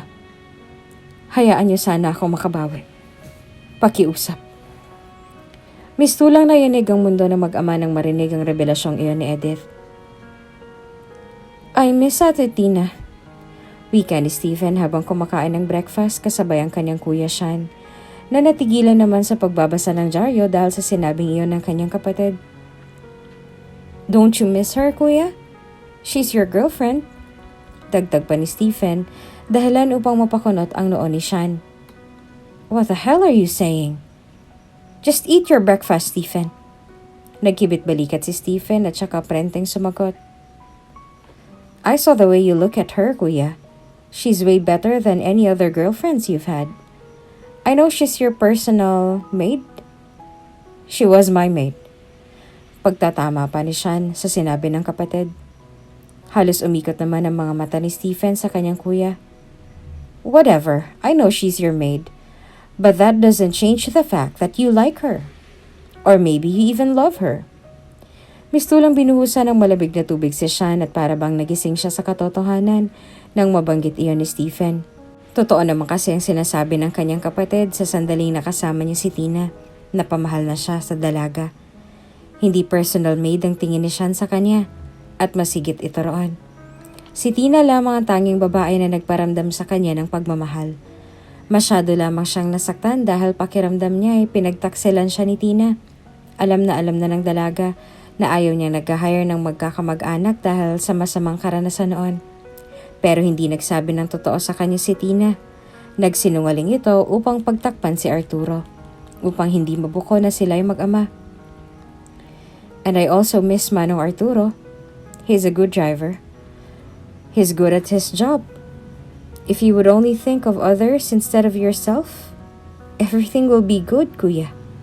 Sambit pa ni Stephen bago nito isakbit ang kanyang bag upang pumasok sa kanyang paaralan. Naiwan naman si Sean na mistulang napaisip ng sobra dahil sa mga salitang binitawan sa kanya ng nakababatang kapatid. Ilang araw nang parang may bumabagabag kay Sean. Alam naman niya sa kanyang sarili na mahal talaga niya si Tina. Hindi lang talaga siya sigurado kung papaano niya ito lalapitan at kung papaano niya ito muling kakausapin upang humingi ng tawad sa mga masasakit na salitang kanyang nasabi rito. Kaya naman isang araw ay nagdesisyon na si Sean na magtungo sa kumpanya ng kanyang tita Edith. Napag-alaman din niya na doon na nagtatrabaho si Tina. Nagbabaka sakali siya na baka matulungan pa siya ng kanyang tita Edith na makausap ang dalaga. Magpapark na sana si Sean nang matanawan niya mula sa labas si Tina na bitbit ang kanyang bag at isang maliit na kahon na naglalaman ng kanyang mga gamit. Kumunot ang noon ni Sean at nagmamadaling bumaba ng kanyang kotse. Tina! Napalingon si Tina nang marinig ang boses ni Sean. Lalayo na sana siya pero para bang hindi siya makakilos at hindi niya magawang maigalaw ang kanyang mga paa. Tina, please talk to me. Hindi na kumibo si Tina. Nanatili lamang itong tahimik, pero kapansin-pansin ang pagkabagsak ng mga balikat at pamumugto ng mga mata. Are you okay? Punong-puno ng pag-aalalang tanong ni Sean kay Tina. Nang tanungin ni Sean iyon ay bigla na lamang bumuhos sa mga luha ni Tina. Pilit naman niyang pinigilan ng mga iyon ay hindi talaga niya magawa. Dahil sa nangyari ay agad na ikinulong ni Sean sa isang mahigpit na yakap si Tina at saka ito hinalikan sa noo. I'm here, okay? I'm here. Patuloy lamang sa pagluha si Tina. Buong akala kasi niya ay ordinaryong araw lamang para sa kanyang trabaho. Subalit ganito palang mangyayari. Handa naman siyang patawarin ng kanyang tatay Arturo. Pero hindi naman niya sukat akalain na meron siyang koneksyon sa Madam Edith na buong akala niya ay amo lamang niya. Maya-maya pa ay nahimasmasan na ng kaunti si Tina. Tatanungin na sana ni Sean kung anong nangyari nang marinig nilang tinatawag ni Arturo ang pangalan ng anak. Tina! Kapwa na palingon sila rito. Pero nagulat na lamang si Tina nang magmadali siyang sabihan ni Sean sa kung maaari ay umalis na sila. Please, umalis na tayo. Ilayo mo ako rito. Naluluhat ang magmamadaling wika ni Tina. Bagamat nagtataka ay agad na sinunod ni Sean ang kagustuhan ng dalaga. Isinakay niya ito sa kanyang kotse at nagsimula ng paandarin niyan. Anak! Paghiyaw pa ni Tatay Arturo. Pero sinabihang muli ni Tina si Sean na kung maaari ay bilisan na nito ang pagpapatakbo ng kotse. Naramdaman ni Sean na sa mga pagkakataong yon na merong nangyayaring kung ano. Kaya naman sinunod na lamang niya si Tina at imbes na iuwi ito sa kanyang mansyon ay iniuwi niya si Tina sa kanyang penthouse. Nang makarating sila roon ay agad na pinaupo ni Sean si Tina sa sofa at inalok pa ng tubig na maiinom. Pero hindi kumibo ang dalaga at nanatili lamang na nakatulala. Malakas ng kutob ni Sean na sa mga sandaling yon na merong dinadamdam ang dalaga. At alam niya sa kanyang sarili na handa siyang pakinggan kung ano man iyon. Tumabi na si Sean kay Tina at hinawakan at hinaplos-saplos ang kamay nito. Tina, you know you can talk to me, right? Nabalot muli ng katahimikan ng dalawa. Ayaw namang pilitan ni Sean na magsalita ang dalaga. Kung hindi pa ito handa, kaya hahayaan na lamang niya ito. I'll just make us some dinner, okay? Tatayo na sana si Sean nang biglang kunin ni Tina ang kanyang mga kamay at nagsusumamong tumingin dito. Pwede dito ka na lang? Pakiusap ng dalaga. Nang matunugan ang panghihina at pagkatamlay sa boses ni Tina, ay muling umupo si Sean sa tabi nito at saka naniguro dito. Yes, I'll stay here. I'll wait until you're ready to talk. Umiwas ang tingin si Tina at saka napayuko. Hanggang ngayon nga masakit pa rin ang kanyang damdamin. Magkahalong gulat at sama ng loob ang kanyang nararamdaman dahil sa lahat ng bagay na kanyang nalaman. Hindi niya alam kung ano ang kanyang gagawin ngayon o kung ano ang nararapat niyang gawin. Matagal-tagal din na nabalot ng katahimikan sina Tina at Sean. Hanggang sa makapag-ipon na ng sapat na lakas ng loob si Tina upang magkwento. Salamat. Salamat sa pagpapatuloy sa akin. Panimulang wika ni Tina, dahilan upang agad na mapalingon si Sean kanina. Anytime, Tina. I will be here for you no matter what. Tipid na napangiti naman si Tina. Salamat talaga. Sana totoo. Kasi kailangan ko yan. Tugon ng dalaga at halos mapaluha naman itong muli. Hey, what's wrong? Tell me what's wrong so I could help. Hindi ko rin alam kung sa papaanong paraan ka makakatulong. Kasi napaka-komplikado ng lahat. Naluluhang pagpapatuloy ni Tina. Muli itong natahimik habang nananatili namang nakikinig si Sean sa kanya. Naalala mo yung kwento ko nun sa'yo na bata pa lang ako. Iniwan ako ng nanay ko. Na hindi ko alam kung saan siya nagpunta o kung buhay pa siya. Tumango-tango lamang si Sean. Hindi na siya sumagot pa at hinayaan na lamang si Tina na magpatuloy sa pagkukwento. Yung nanay ko. 20 taon ko siyang hindi nakita. Akala ko hindi ko na siya makikita pang muli. Pero mapaglaro ang tadhana. Nang dahil sa narinig ay biglang kumunot ang noon ni Sean. Nabalot na rin siya ng pagtataka at naghihintay na sa mga susunod na sabihin ni Tina. Yung nanay ko. Matagal ko na pala siyang nakakasama. Nagsimula na mabasag ang boses ni Tina. Si Madam Edith. Siyang nanay ko. Pagkasabi ni Tina ng mga salitang yon, ay bumuhos muli ang kanyang mga luha. Labis-labis ang pagtataka naman ang namayani kay Sean.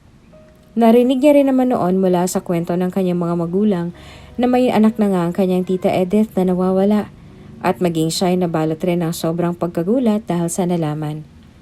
Ang nawawalang anak pala ng kanyang tita Edith ay walang iba kundi si Tina. Galit na galit sa kanya si tatay. Ayaw na siyang makita pang muli ni tatay kasi totoo naman. Napakasakit ng ginawa niyang pag-iwan sa amin. Kasi biruin mo, 20 taon? 20 taon na wala akong kinilalang nanay. 20 taon akong nangulila. Tapos ngayon, bigla na lang siyang babalik na para bang magiging ayos lang ang lahat. Tina, ang sakit-sakit siya. Ang sakit-sakit ng lahat. Kahit si tatay, hindi ko alam kung kaya ko siyang tingnan kasi sa buong buhay ko, ramdam ko na sa akin niya ibinunto ng matinding galit niya para kay nanay. Sobra siyang nakakatampo siya. Nakakatampo silang dalawa. Pero kahit pagbalik ta rin ko man ang mundo, silang dalawa pa rin naman ang mga magulang ko. Inakbayan ni Sean si Tina at isinandal ang ulo ng dalaga sa kanyang balikat. Nagpatuloy sa pagluha si Tina hanggang sa muli siyang magsalita at maging revelasyong iyon ay labis na nagpagulat kay Sean. Sabi ni tatay, kaya lang daw bumalik si nanay rito para ipamukha at isampal sa amin ang kayamanan niya. Na mula nung nawala kami sa buhay niya ay nagawa niyang tuparin ang mga pangarap niya.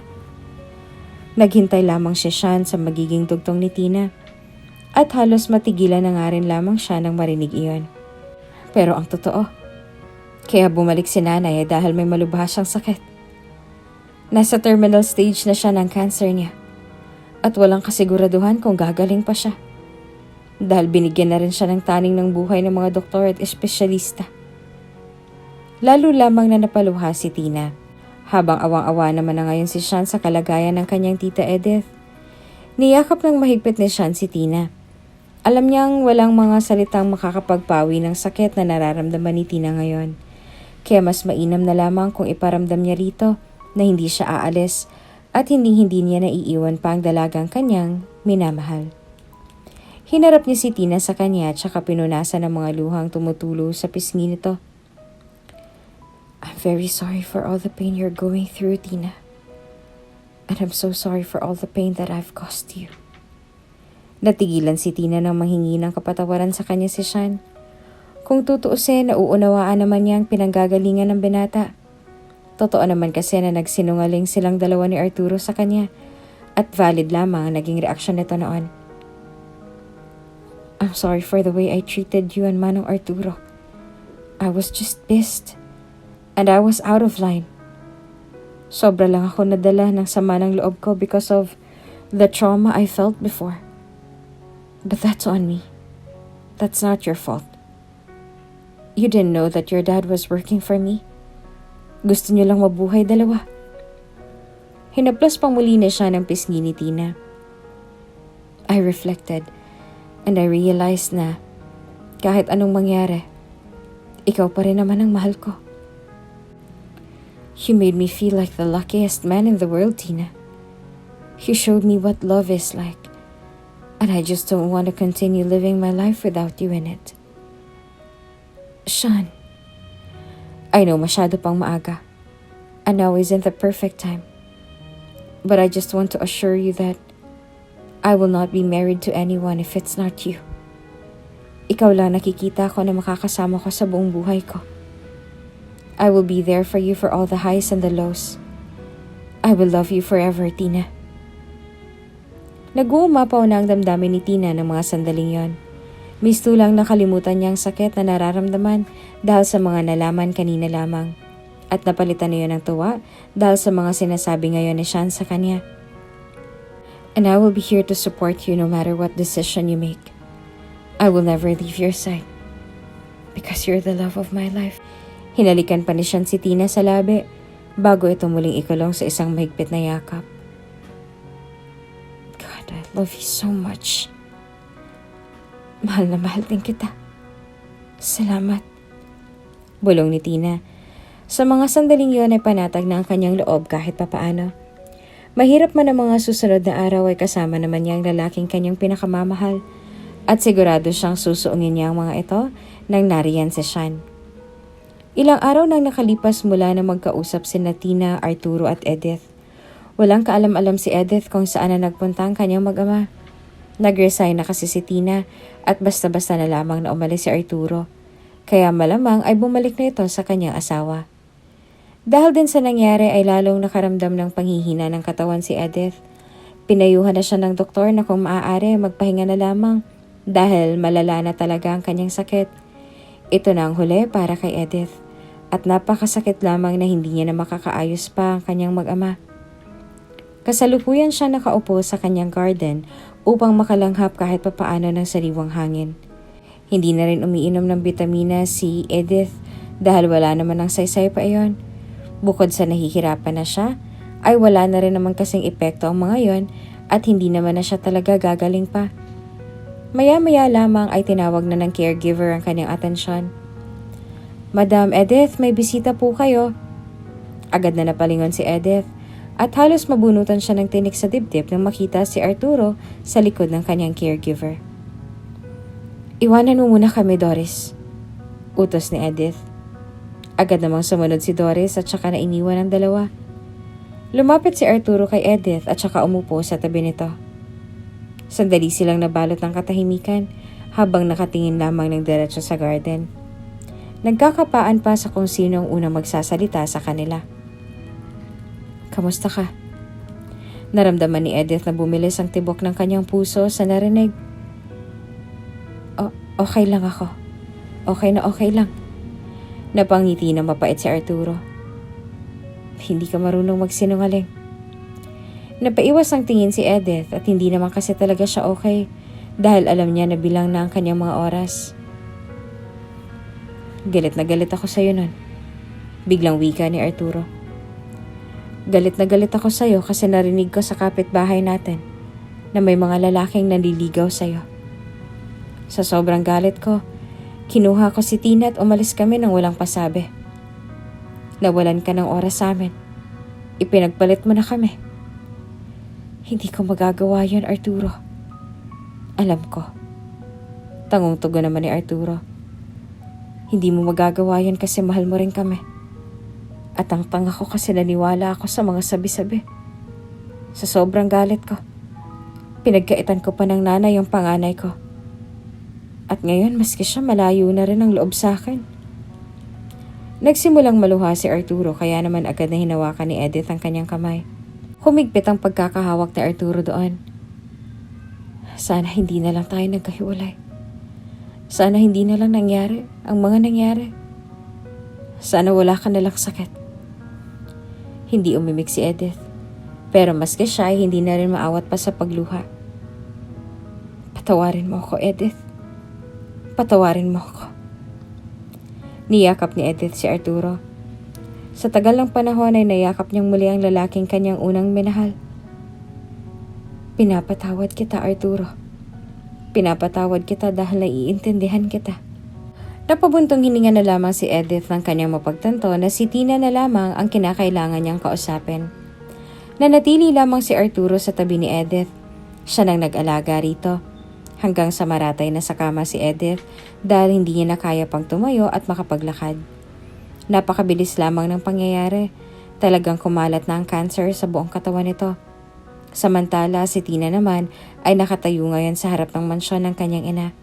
Nasa loob lamang ng kotse si Sean at hinayaan si Tina sa kanyang desisyon at nagpresentang maghintay na lamang sa labas. Kayo po si Madam Tina? Salubong sa kanya ni Doris. Tumangu-tango si Tina at sandali pang natigilan sa pagtayo. Matagal na panahon din niyang pinag-isipan ng malalim kung papaano niya haharapin ang kanyang ina. At ngayon ay haharapin niya na ito bago pa man mahuli ang lahat. Huminga ng malalim si Tina bago siya tuluyang pumasok sa loob. Nang makapasok siya ay nadatnan pa niya ang kanyang tatay Arturo na buhat-buhat ang isang palanggana na maligamgam na tubig pati mga tuwalya. Tay, napaharap si Arturo kay Tina at halos magpasalamat na lamang ito nang makita ang kanyang anak. Inilapag ni Arturo ang kanyang hawak at saka niyakap ng mahigpit ang anak. Anak ko. Maluhaluhang wika ni Arturo na siyang nagpaiyak na rin kay Tina. Sandali pang nagyakapan ng mag-ama hanggang sa lumayo na ng kaunti si Tina. Patawarin niyo po ako, tay. Patawad kung hindi ako naging mabuting anak. Umiling-iling si Arturo at saka hinawakan si Tina sa mukha. Ako ang dapat humingi ng kapatawaran sa iyo, anak. Patawad sa lahat ng pagkukulang ko bilang ama. Napakarami kong hindi nagawa at naibigay sa iyo. Pero mahal na mahal kita, anak. Patawarin mo ako. Hindi na kailangan ng mahabang paliwanagan pa dahil mistulang mas nangibabaw ang pagmamahal na nararamdaman ng mag-ama para sa isa't isa. Nauunawaan ni Tina ang lahat ngayon at nais na lamang niya na maayos ang lahat. Sandali pang nag-usap ang mag-ama hanggang sa tanungin na ni Tina kung nasa ng kanyang ina. Nasa kwarto siya nakahiga. Mahinang-mahina na ang nanay mo. Magpakatatag ka, anak, ha? Payo pa ng kanyang ama. Tumango si Tina at siya nang kumuha ng planggana at siya nang pumasok sa kwarto ng kanyang ina. Nang makapasok siya sa loob ay nadatnan niya nga si Edith na nakahiga at nakalingon sa bintana. Huminga ng malalim si Tina at saka inilapag sa gilid ang planggana. Tumawag na ba si Tina, Arturo? Hindi umimik si Tina. Bagkus ay naglakad lamang ito patungo sa bintana upang buksan ang kortina. Laking gulat na lamang ni Edith na makita ang kanyang anak. Anak? Bahagyang umiti si Tina at saka naupo sa tabi ng kanyang ina. Nandito na po ako. Wika ni Tina sabay kuha ng kapares na medyas ng kanyang bulsa. Napaluha na lamang si Edith nang makilala ang medyas at iniangat din ang hawak-hawak niyang kapares na to. Nakaramdam ng paninikip ng dibdib si Tina. Labis siyang nangihinayang dahil ipinagdamot sa kanila ng mag-ina ang pagkakataong magkasama. Ngayon ay ilang saglit na lamang nalalabi sa kanilang dalawa at labis na nasasaktan si Tina sa ideyang iyon. Patawad, anak ko. Patawad sa pag-iwan ko sa iyo. Sa kagustuhan kong mabigyan ka ng magandang buhay, iniwan naman kitang nag-iisa. Patawarin mo ko. Nangihinang wika ni Edith. Hinawakan ni Tina ang kamay ng ina at saka ito marahang hinaplos. Pinapatawad ko na po kayo, Nay. Patawad rin po kasi naging sarado ang isip ko noon at itinaboy ko kayo papalayo. Sobra lang po ako nasaktan at nagulat. Pero mas nasasaktan po ako ngayon nakikita ko kayong nahihirapan. Maluhaluhang tugon naman ni Tina. Huwag mo akong alalahanin, anak. Matagal na rin akong nahihirapan. Gusto ko lang talaga na bago ako mawala, ayaw magkaayos tayo at makita kita sa huling pagkakataon. Niyakap ng mahigpit ni Tina ang kanyang ina at saka ito hinalikan sa noo. Mahal na mahal kita, Nay. Mahal na mahal kita. Napangiti naman si Edith dahil sa pag-uumapaw ng kanyang damdamin. Sa wakas, makalipas ang 20 taon ay nayakap niyang muli ang kanyang nag-iisang anak. Mahal na mahal din kita, anak ko. Dahil nangihina na si Edith ay nagdesisyon sina Tina at Arturo na samahan na lamang ito sa kanyang huling sandali. At dahil gusto ring makasama ang parehong magulang sa espesyal niyang pagkakataon, at dahil kaunting panahon na lang din ang natitira para kay Edith, nagdesisyon si Tina at Sean na maikasal na lamang sa garden ng mansyon ni Edith. Total, mahal na mahal din naman nila ang isa't isa. Tanging ang mga magulang lamang ni Tina at Sean ang naroroon. Maging ang nanay at tatay na siya na hindi rin sukat akalain na magkakaroon ng malubhang sakit ang kaibigan. Kaya naman may nabuti na lang nilang umuwi para na rin dito at sa kanilang anak. Nakaupo sa wheelchair si Edith na siyang tulak-tulak ni Arturo. Habang naglalakad sila papalapit sa pare, kung saan nakatayo rin doon si Sean. Halos mapaluha pa si Sean habang pinapanood ang babaeng pinakamamahal na papalapit sa kanya. At gayon din naman si Tina dahil sa magkahalong lungkot at saya na nararamdaman. I'll take it from here, tita. Wika ni Sean kay Edith bago ito yakapin at halikan sa noo. Please, take care of my daughter, anak. I am so happy for the both of you. Niyakap din na Sean si Arturo at humalik pa si Tina sa kanyang mga magulang. Mahal na mahal ko kayo. Mahal na mahal kita, tay. Mahal na mahal kita, Nay. Sambit pa ni Tina. I love you, anak. Nakangiting sagot pa ni Edith bago itulak ni Arturo ang kanyang wheelchair sa isang gilid at panoorin si Tina at siya na sumumpa ng panghabang buhay na pagsasama. Nakangiti at maluha-luha sina siya na Tina habang nagpapalitan ng kanilang mga vows at nag-uumapaw sa pag-iibigan lamang ang namayani sa mga sandaling yon. By the power vested in me, I now pronounce you husband and wife. You may now kiss the bride. Anunsyo ng pare. Hinawakan ni Sean si Tina sa pisngi at saka hinagkan sa labi nito. Nagpalakpakan naman ang mga kanilang magulang at ang mga kasambahay na naroroon. Humarap sina Tina at Sean sa iilan nilang mga bisita at saka itinaas ni Tina ang kanyang bulaklak. I love you. Bulong pa ni Sean na siyang nagpangiti kay Tina. I love you more. Sagot ng dalaga. Napalingon si Tina sa direksyon ng kanyang ina na nakapikit na ngayon. Pero isang maliit na ngiti pa rin ang sumisilay sa labi. Halos madurog na lamang ang puso ni Tina nang mapagtanto kung ano ang nangyayari. Si Arturo naman ay pilit na pinipigilan ng mga luha habang hawak-hawak ang kamay ni Edith. Napatingin si Sean kay Tina at maging ito ay nakaramdam na rin ng sobrang lungkot dahil sa nangyayari. Hinayaan niya na si Tina na lumapit sa kanyang mga magulang. Habang siya naman ay niyakap din ng kanyang mga magulang. Masaya siya para sa'yo, anak. Mahal na mahal ka niya. Wika ni Arturo at tuluyan ang napaluha. Isa-isa na rin tumulo ang mga luha ni Tina at saka lumuhod sa harap ng kanyang ina at hinaplos ang pisngi nito. Masaya man ang araw na yon dahil naikasal silang dalawa ni Sean, ay malungkot din dahil tuluyan ang namaalam si Edith sa kanila. Makakapagpahinga ka na ngayon, Nay. Hindi ka na mahihirapan. Mahal na mahal kita. Wika ni Tina, sabay halik sa noon ng kanyang ina habang hindi na maawat pa sa pagluha ngayon. Nangihinayang man dahil sa mga nanakaw na sandali sa kanila, masaya pa rin si Tina dahil nagkaroon sila ng pagkakataong magkaayos at naroon din ang kanyang ina upang masaksihan siyang maikasal sa lalaking kanyang minamahal. Kasabay ng pagkawala ni Edith ay ang paglubog din ng araw. Tanda ng pagtatapos ng isang yugto. Subalit simula naman ang panibagong kinabukasan. Kay Tina naiwan ang lahat ng kayamanan at ari-arian ni Edith. Ayaw pa ni Arturo na bumahagi noon. Pero nag-insist na si Tina na bigyan ng pera ang kanyang ama upang makapagsimula ng negosyo sa probinsya dahil ayaw niya nang makipagsapalaran pa ito sa Maynila para magtrabaho. Bumalik si Arturo sa probinsya para sa kanyang bagong pamilya habang si Tina naman ay nanatili na lamang sa Maynila kasama ang asawa. Nagkasundo na lamang silang mag-ama na magkausap sa telepono at kung minsan ay sisikapin din ni Tina na bumisita sa probinsya. Masaya na silang nagsasama ni Sean kasama ang kanilang baby girl na ipinangalan pa niya sa kanyang ina. At ngayon ay nakatayo sila sa harap ng puntod ni Edith. Sinindihan na ni Tina ang kandila habang inilapag naman ni Sean ang bulaklak sa puntod ng kanyang tita Edith. Napabuntong hininga na lang si Tina bago buhatin ang kanyang anak. Nay, ito si Maria. Ipinangalan ko siya sa'yo. Maria Editha ang buong pangalan niya. Pasensya ka na, Nay, ha. Nag-iisa ka lang namang Edith sa buhay ko kaya second name na lang yung pangalan mo. Biro pa ni Tina.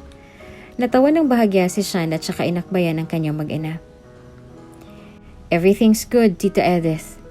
Tina and I are happily married with a bouncing baby girl. I remember when I was a kid, nangako ka na magiging principal sponsor ka sa oras na maikasal ako. Turns out that you're the mother of my bride. Napangiti naman si Tina sa kanyang narinig. Hinalikan pa siya ni Sian sa noo pati na ang kanilang anak. I promise to take care of both of them for the rest of my life. Ako nang bahala sa kanila, tita. Okay na okay kami rito, Nay. Okay rin si tatay. Sana okay ka rin dyan. Mahal at miss na kita, Nay. Pahabol pa ni Tina. Isang paru-paro pang lumipad patungo sa kanila at dumapo sa ulo na ni Maria. Kaya halos maluha na lamang si Tina at namangha naman si Sean. Salamat, Nay. Ikinulong muli ni Sean sa isang yakap ang kanilang mag-ina. Mahal na mahal kita, Sean. Bulong ni Tina. I love you more, Tina. You and our daughter Maria. Sagot naman ni Sean at saka muling hinalikan si Tina sa labi.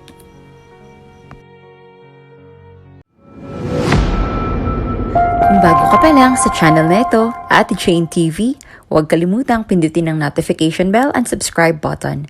Sana po hindi naman malaking abala sa inyo ang pagpindot ng subscribe button dahil ang kapalit po nito ay ang pagsuporta para makapag-produce ng mga libreng stories sa mga channels ni Ate Jane. Maraming salamat!